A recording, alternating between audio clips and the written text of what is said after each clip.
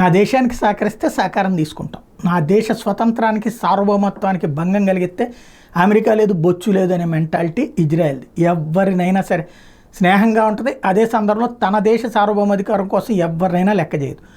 America ఆపమందనో ఐక్యరాజ్య సమితి వద్దందనో వింటలేదు. గాజాలో ఇప్పటికీ తిష్ట వేసుకున్న తీవ్రవాదులకి వెన్నుదన్నుగా నిలిచేది ప్రజలే. అక్కడ ప్రజలే తీవ్రవాదుల్ని కొట్టి చంపి లేదా కొట్టి పట్టి ఇచ్చేదాకా వెంటాడుతూనే ఉంటుంది. అట్లాగే తన వాళ్ళని ఎత్తుకుపోయినటువంటి హమాస్ తీవ్రవాదులను రక్షించుకునేదాకా అటాక్ చేస్తానని తేల్చెప్పింది. తాజాగా బేకర్ దాడులు చేసింది. వేర్వేరు ఘటనలో 43 మంది చచ్చిపోయారు. ఉత్తర గాజాలోని హమాస్ చిట్ట చివరి కమాండ్ కంట్రోల్గా భావిస్తున్న కమల్ అద్వాన్ ఆసుపత్రి మీద ఇజ్రాయెల్ డిఫెన్స్ ఫోర్స్ 37 దాడి చేసింది. 20 మంది హమాస్ ఫైటర్లను హతమార్చి వైద్యులు వైద్య సిబ్బందితో సహా 240 మంది నిర్బంధించింది. బందీలు ఆసుపత్రి డైరెక్టర్ అబూ సాఫియా కూడా ఉన్నారు. వీళ్ళు ఆసుపత్రిలో డాక్టర్లు బందీలు రోగులు అన్నటువంటి ముసుగులో తీవ్రవాదులు 20 మంది అక్కడెక్కడి నుంచి వచ్చారు.